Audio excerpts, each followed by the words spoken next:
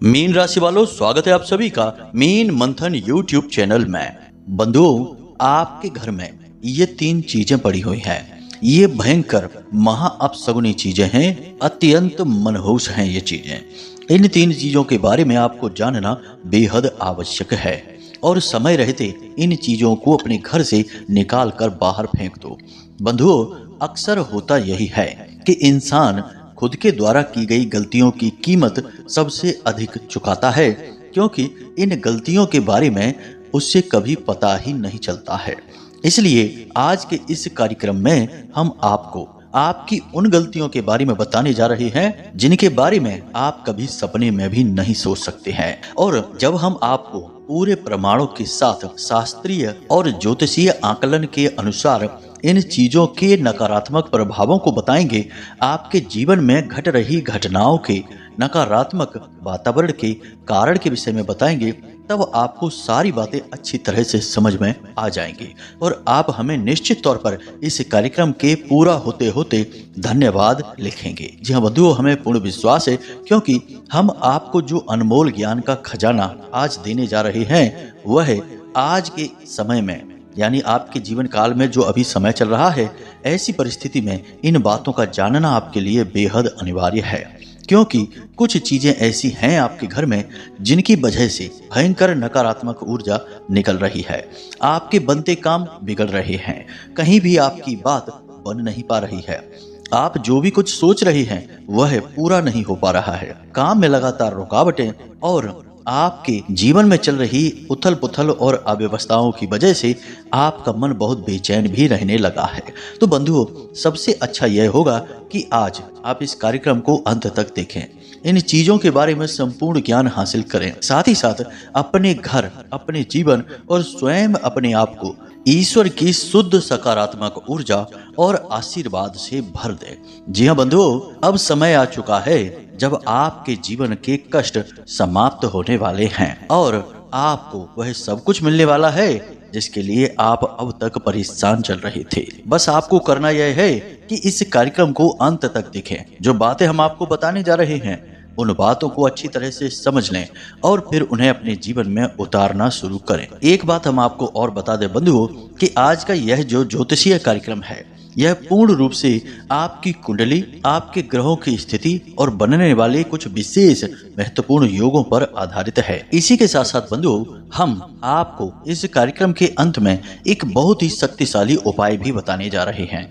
उपाय बहुत ही सरल है, लेकिन इस उपाय को प्रतिदिन आपको करना है, कम से कम 7 से 11 दिनों तक। और जब आप इस उपाय को करेंगे तो आप न केवल अपने जीवन में बल्कि अपने स्वयं के शरीर, अपने स्वास्थ्य में और अपने घर के वातावरण में अद्भुत परिवर्तन महसूस करेंगे। यह उपाय आपके शरीर से, आपके जीवन से, आपके घर के हर एक कोने से किसी भी प्रकार की नकारात्मक ऊर्जा को दूर निकाल फेंकेगा और शुद्ध सकारात्मक ऊर्जा को खींचकर आपके जीवन में लेकर आएगा। तो बंधुओं, उम्मीद करते हैं कि आप हमारी बातों को समझ रहे हैं और इस कार्यक्रम को अंत तक अवश्य देखेंगे।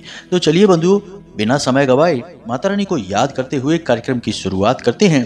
कमेंट बॉक्स में पूरे भक्ति भाव के साथ लिख डालिए, जय माँ भद्रकाली कृपा करो। माता रानी निश्चित तौर पर आपके ऊपर कृपा करेंगी, हमें पूर्ण विश्वास है। अब एक बात और बंधुओं कि हमने आप लोगों के विशेष आग्रह और निवेदन पर कुंडली विश्लेषण का कार्य प्रारंभ कर दिया है। अब यदि आपके जीवन में कुछ ऐसी समस्याएं हैं जिनका हल, समाधान आप तमाम उपाय और क्रियाओं को करने के बाद भी ढूंढ नहीं पा रहे हैं, जीवन से कष्ट समाप्त नहीं हो पा रहे हैं, तो निश्चित तौर पर आपकी जन्म कुंडली में किसी प्रकार का अनिष्ट ग्रह योग बना हुआ है, किसी ग्रह की पीड़ा से आप परेशान चल रहे हैं या फिर किसी प्रकार का दोष है, जैसे काल सर्प दोष, गंडमूल दोष या फिर पितृ दोष। तो यह तो तभी पता चलेगा जब आपकी कुंडली का आकलन होगा।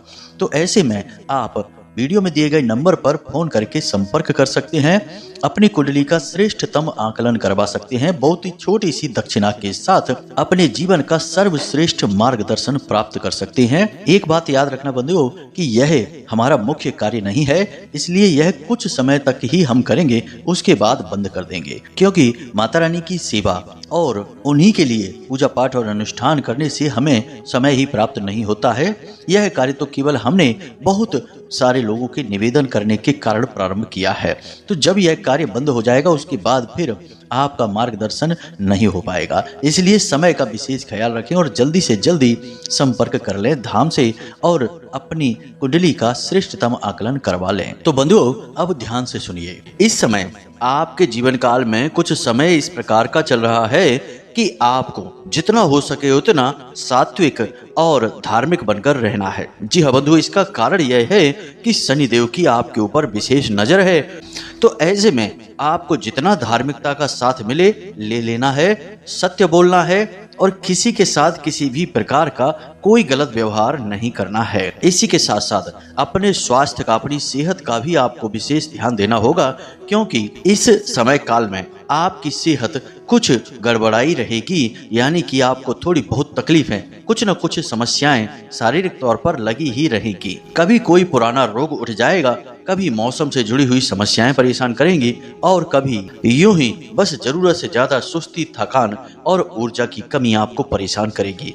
कुल मिलाकर चाहे कारण कुछ भी हो, लेकिन इसका असर आपके काम पर तो पड़ेगा ही। अब इसी के साथ साथ पैसों के मामले में सावधान रहना है, सतर्क रहना है। दो चीजें हैं जिन पर आपको पूरी नजर रखनी है। पहली चीज कि पैसा आपका किसी गलत हाथ में ना चला जाए, यानी कि आप पैसे के मामले में किसी पर भी भरोसा ना करें।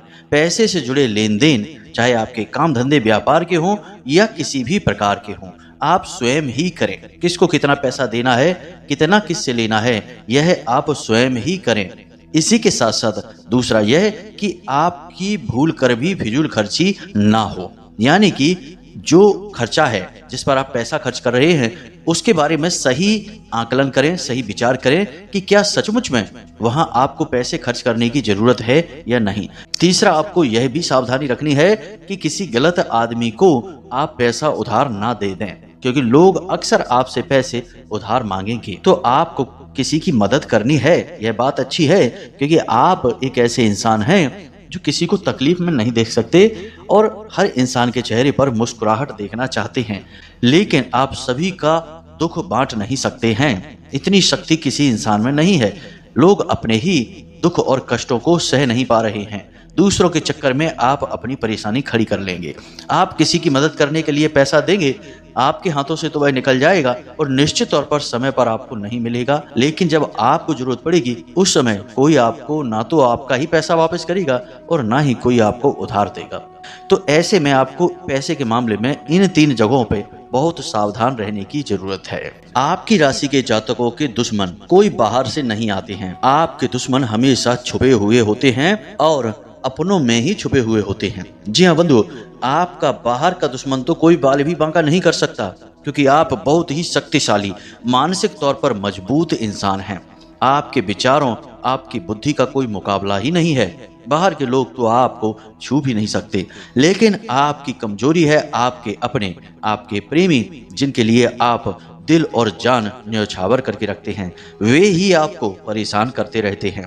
कई बार तो ऐसा भी देखा गया है कि आपके राशि के जातकों के ऊपर अक्सर जो तांत्रिक क्रियाएं, टोना टोटका और नजर आदि की क्रियाएं की जाती हैं, वे अपनों के द्वारा ही की गई होती हैं, जिसकी वजह से आप लोग परेशान बने रहते हैं। परेशानियों का अंत नहीं होता है। अब एक बात हम आपको यहाँ पर बता दें, हो सकता है यह बात आपको अच्छी भी ना लगे, लेकिन आप अपनों से धोखा खाने में खुद के लिए खुद ही जिम्मेदार होते हैं। कहने का मतलब यह है कि आप जानबूझकर सब कुछ जानते समझते हुए भी अपने ऐसे लोगों पर भरोसा कर लेते हैं जो कि आगे चलकर आपको धोखा ही देंगे, और आप भी यह जानते हैं, तब भी आप उन लोगों पर भरोसा करते हैं और उनकी मदद करते हैं, उनके अच्छे बुरे में खड़े हो जाते हैं और आपके समय में वे आपके साथ नहीं होते हैं। यानी देखा जाए तो आप भावनात्मक तौर पर एक कमजोर इंसान हैं। यह आपकी बहुत बड़ी कमजोरी है और असल में आपकी बहुत सारी परेशानियों का कारण आपकी यही भावनात्मक कमजोरी है। तो यहाँ पर आपको काम करने की बहुत अधिक जरूरत है। भावनात्मक तौर पर मजबूत बनिए। हम यह नहीं कह रहे कि आप अच्छे और बुरे इंसानों में भेद नहीं कर पाते हैं, आप इंसानों की पहचान नहीं कर पाते हैं। आप खूब अच्छी तरह से लोगों को जानते हैं, समझते हैं, कौन किस व्यवहार का इंसान है, कैसा उसका चरित्र है, सब कुछ आप जानते हैं। लेकिन जब बात अपनों की आती है तो आप अपनी आंखों पर प्रेम की पट्टी बांध लेते हैं और जानबूझकर गलतियों को भी अनदेखा करने लगते हैं। लेकिन अब आपको ऐसा नहीं करना है। यदि अब भी आप ऐसा करेंगे तो फिर आपकी परेशानियों का कोई अंत नहीं है। अब ध्यान से सुनिए कि इस समय जो ग्रहों की स्थिति है, आपकी राशि और कुंडली में ग्रहों के गोचर हैं, उनके आधार पर आपको कौन से जरूरी कार्य हैं जो करने बेहद आवश्यक है। इनसे देवी देवताओं की कृपा आपको प्राप्त होगी और आपके भाग्य का निर्माण होगा। जी हाँ, तो ध्यान से सुनिए। तो बंधुओं, इस समय आपको दान करना है। जी हाँ बंधुओं, जब भी आपको अवसर प्राप्त हो, कम करें या ज्यादा करें, लेकिन जितना हो सके आप करें अवश्य। दान का आपके जीवन में इस समय बहुत अधिक महत्व है और आवश्यकता भी है।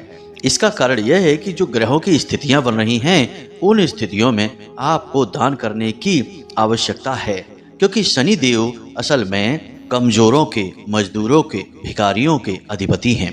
तो यदि आप शनिदेव की कृपा प्राप्त करना चाहते हैं और शनिदेव के साथ साथ अन्य ग्रह जैसे कि राहु, केतु और शुक्र की कृपा भी प्राप्त करना चाहते हैं, तो आपको दान करना होगा। दान करने से आपके जीवन में बरकत आएगी। लेकिन हम यह नहीं कह रहे कि सब कुछ आप दान कर दें।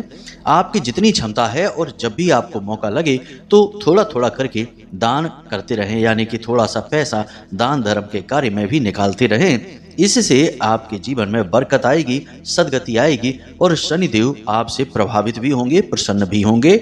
और जैसे ही आप दान कर्म को शुरू करेंगे, आपके जीवन में तमाम समस्याओं के समाधान खुद ब खुद निकलने शुरू हो जाएंगे।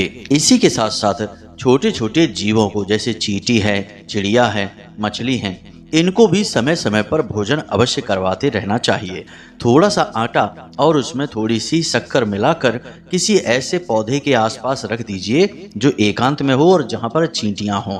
इससे चींटियों का भोज हो जाएगा और यह आपके कई सारे पाप कर्म और ऐसे जाने अनजाने कर्म जो आपसे हो जाते हैं और जिनकी वजह से आपके जीवन में कष्ट आते हैं, उन्हें काट देगा। यह बहुत ही जरूरी है। जी हाँ बंधु, अब ध्यान से सुनिए। हम आपको बताने जा रहे हैं उन 3 चीजों के बारे में और बाद में हम एक उपाय भी बताएंगे जो आपकी सब समस्याओं का समाधान एक बार में ही कर देगा। तो ध्यान से सुनिए। पूजा पाठ की चीजों के साथ सबसे अच्छी बात तो यह है कि देवी देवता इनसे प्रसन्न होते हैं। पूजा पाठ के नियम संयम कायम रहते हैं और भक्ति भाव बढ़ता है। लेकिन यदि इन चीजों का प्रयोग होने के बाद इन्हें हम अपने पूजा घर में पड़ी छोड़ देते हैं तो ये निर्माल्य बन जाती हैं। जैसे कि आप अपने पूजा घर का ठीक तरह से निरीक्षण करें और पूजा से जुड़ी जो छोटी छोटी सामग्रियां आप लेकर आए थे और उनका उपयोग नहीं हो पाया था, तो आप एक हवन का आयोजन करके उन चीजों का प्रयोग कर सकते हैं। जैसे कि धूप वगैरह का आप प्रयोग कर सकते हैं, घी का प्रयोग कर सकते हैं और अन्य छोटी छोटी जैसे लौंग है, इलायची है और प्रसाद है, इन सब का उस हवन में प्रयोग कर सकते हैं। साथ ही साथ जिन चीजों का आपके पूजा घर में अब कोई कार्य नहीं है, जैसे कि कोई चीज आप लाए और उसका पैकेट पूजा घर में ही पड़ा है, यूं ही खाली पड़ा है, उसे आप निकाल कर बाहर फेंके और पूजा में प्रयोग किए जाने वाली कोई माला है, क्योंकि लोग अक्सर सजावटी सामान के तौर पर माला वगैरह ले आते हैं जो कि प्लास्टिक वगैरह की फूलों से बनी होती है, तो यदि वह रखी है तो उसे भी अपने पूजा घर से हटा दें, क्योंकि वह भी निर्माल्य बन चुकी है। तो इन चीजों को आप अपने पूजा घर से हटा दें। हटाने का नियम हमने बता दिया कि कुछ चीजें ऐसी होंगी जो पूजा घर से या पूजा पाठ से जुड़ी हैं विशेष तौर पर, जैसे कि धूप दीप है, घी है, प्रसाद है और जैसे कि पंचमेवा वगैरह हैं। तो इन सब का प्रयोग आप एक हवन आयोजन कराइए और उसमें प्रयोग करके इन्हें समाप्त कर दीजिए और फिर दोबारा से अपने पूजा घर के लिए नए तौर पर इन चीजों को लेकर आइए। अब दूसरी चीज है, इसे भी आप ध्यान से समझे। कुछ लोग अपने पूजा घर में अपने पितृ पूर्वजों की तस्वीरें ले जाकर रख लेते हैं। तो यदि आपने ऐसा किया है कि आपके पूजा घर में आपके किसी पितृ पूर्वज की तस्वीर कहीं भी रखी हुई है, तो उसे आप वहां से अब हटा दीजिए। वैसे हम आपको बता दें कि पूजा घर में किसी भी पितृ पूर्वज की तस्वीर लगनी ही नहीं चाहिए। यह सही नहीं है, क्योंकि पितृ पूर्वज तो इंसान थे, लेकिन हम अपने पूजा घर में भगवान की पूजा करते हैं, इंसानों की नहीं। और इंसानों की पूजा भगवान के समतुल्य करना असल में भगवान का अपमान है। तो आप इस बात का भी ध्यान रखें और देखें कि पितृ पूर्वजों की कोई फोटो या तस्वीर यदि आपने रखी है तो उसे अब हटा दीजिए। जी हाँ बंधुओं, अब बात करते हैं तीसरी चीज की, और यह सबसे ज्यादा महत्वपूर्ण है।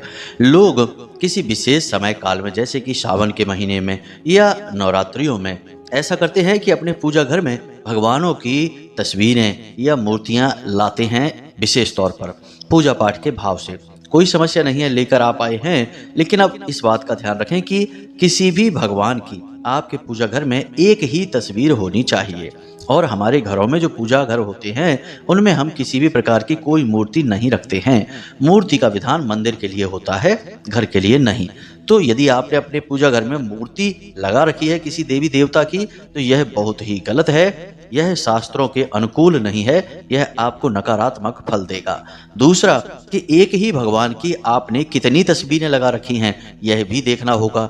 ऐसा तो नहीं कि आपने एक ही भगवान की 2, 3, 4, कुछ लोगों की तो इतना प्रेम बढ़ जाता है भगवान से, भाव बढ़ जाता है कि वे 5-5, 6-6 तस्वीरें अलग अलग रूपों में एक ही भगवान की लगाकर बैठ जाते हैं। लेकिन यह शास्त्रों के अनुसार नहीं है, यह प्रतिकूल प्रभाव देता है, बुद्धियों को भ्रष्ट कर देता है और जातकों के जीवन में कष्ट ही कष्ट लेकर आता है।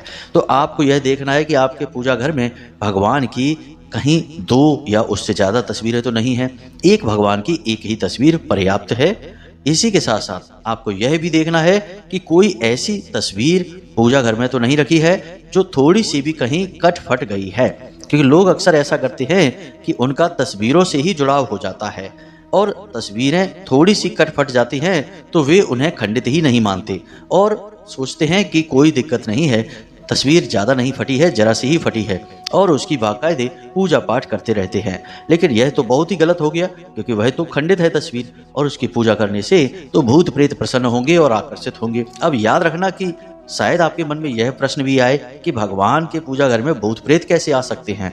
तो भूत प्रेत भी तो भगवान के ही बनाए हुए हैं, उन्हें किसी और ने तो नहीं बनाया। अब वे भूत प्रेत इसलिए है क्योंकि वे उस योनि में घूम रहे हैं, जैसे हम मानव योनि में घूम रहे हैं, तो हम भी भगवान को प्रसन्न कर सकते हैं, भगवान की पूजा कर सकते हैं। इसी प्रकार भूत प्रेत भी प्रेत योनि में रह रहे हैं, तो इसलिए उन्हें प्रेत कहा जा रहा है, लेकिन वे भगवान के दुश्मन तो नहीं हैं। आपको याद होगी वह घटना कि तुलसीदास का हनुमान जी से मिलन एक प्रेत ने ही करवाया था। तो आप ये न समझें कि आपके पूजा घर में या आपके घर में कोई भूत प्रेत नहीं आ सकता है। बस आपको यह करना है कि कोई गलती ना आप ऐसी करें जिससे कि ऐसी ऊर्जाएं आकर्षित हो, क्योंकि ऐसी ऊर्जाओं के आकर्षित होने से आपके जीवन में कष्ट निश्चित तौर पर आएंगे ही। तो इन चीजों का आप ख्याल रखें। अब हम आपको बताने जा रहे हैं इस समय जो आपकी ग्रह स्थितियां हैं उनके अनुसार आपके लिए सबसे शक्तिशाली एक उपाय। इसे आपको केवल एक बार करना है और शनिवार के दिन ही इसे करना है। इस उपाय के लिए आपको एक नारियल का गोला चाहिए और थोड़ा सा घी चाहिए। इसी के साथ साथ शक्कर और आटा चाहिए। आप आटे को चाहें तो थोड़ा सा भूंज सकते हैं और उसमें चीनी मिला दें। उसके बाद उस नारियल के गोले को आप थोड़ा सा फोड़ें, यानी कि उसमें एक बड़ा सा छेद बनाएं और उस छेद से उस आटे को जिसमें शक्कर मिली हुई है उसे उसमें भर दें और उसके ऊपर से थोड़ा सा उसमें घी डाल दें। अब आप इस नारियल को लेकर अपने घर में जाएं। घर के हर एक सदस्य को इस नारियल को स्पर्श कराएं। याद रखें कि नारियल के गोले को आपको पूरा आटा और शक्कर से भर देना है। इसे हम पंजीरी कहते हैं। इससे पूरा भर देना है। घर के हर एक सदस्य को इस नारियल से स्पर्श कराना है। छोटा हो बड़ा हो कोई फर्क नहीं पड़ता है। सभी से स्पर्श कराने के बाद घर के सभी भागों में, यानी कि हर कोने में, मध्य स्थान में, छत पर, यदि तलघर है तो वहां पर भी जाएं, इस नारियल को लेकर घूमें। और जब आप इस नारियल को लेकर घूम रहे हों या दूसरों से सभी से स्पर्श करा रहे हों, उस समय आपको भोले बाबा का पंचाक्षरी मंत्र का उच्चारण करते रहना है। इसके बाद आप इस नारियल को किसी ऐसे स्थान पर लेकर जाएं जहां पर निर्जन स्थान हो, यानी कि कोई भीड़ भाड़ ना हो और कोई एक पेड़ हो, खास तौर से ऐसा कोई पेड़ हो जहां चींटियां रहती हैं, यानी कि आप देखें वहां पर अगर चींटियों की अधिकता है तो उस जगह आप थोड़ा सा गड्ढा खोदें और उस नारियल को उसमें दबा दें और उसका मुख खुला छोड़ दें। खुले मुख वाला नारियल आप वहां जमीन में गाड़ दें। पूरा न गाड़ें वरना चींटियां उसे नहीं खा पाएंगी। अब धीरे धीरे नारियल को चींटियां खाना शुरू करेंगे। उसके अंदर जो पंजीरी आपने भरी है उसे धीरे धीरे खाएंगी और हजारों लाखों चींटियां उस पंजीरी को खा जाएंगी। अब आपने इस नारियल को जब वहां गाड़ा है तो इस नारियल को वहां मिट्टी में दबा देने से बहुत सारे देवी देवताओं की कृपा तुरंत आपके जीवन में आ जाती है। सबसे पहले भोलेनाथ की और माँ भद्रकाली की कृपा आपके जीवन में आएगी, फिर माता लक्ष्मी और भगवान श्री हरि विष्णु, साथ ही साथ भगवान शनिदेव भी आपसे तुरंत प्रसन्न हो जाएंगे, क्योंकि यह बहुत बड़ा भोज है जिसमें आपने हजारों लाखों आत्माओं को एक बार में ही तृप्त कर दिया। इस उपाय का वर्णन शिव पुराण में कई जगहों पर देखने के लिए मिलता है। आप इस उपाय को किसी भी शनिवार के दिन कर सकते हैं, तो जितना जल्दी आप करें इस उपाय को कर लें, आपके जीवन से परेशानियां तुरंत कटनी शुरू हो जाएंगी। जी हाँ बंधुओं, तो उम्मीद करते हैं कि जो बातें हमने बताई हैं वे आपको अच्छी तरह से समझ में आ गई होंगी। अब यदि कोई प्रश्न मन में उठे तो वीडियो में नंबर हमने दे ही दिया है, फोन करें या फिर व्हाट्सएप मैसेज करें और प्रश्नों के जवाब तुरंत हासिल कर लें। कुंडली विश्लेषण से संबंधित कोई जानकारी चाहिए तो उसके लिए भी आप फोन कर सकते हैं, और जीवन में समस्याओं की उत्पत्ति कहां से हो रही है इसके बारे में सब कुछ जान लें। तो चलिए बंधु, आज के इस विशेष कार्यक्रम को यहीं समाप्त करते हैं। हमेशा हंसते रहिए, मुस्कुराते रहिए, सकारात्मक रहिए और दिन में एक बार मंदिर अवश्य हो आइए। यकीन मानिए कि आपका उद्धार तो वहीं से होना है, उस भगवान, उस परमात्मा की कृपा से। तो प्रेम से बोलिए जय माई की, जय मां भद्रकाली। माता रानी आपका कल्याण करेंगी। धन्यवाद।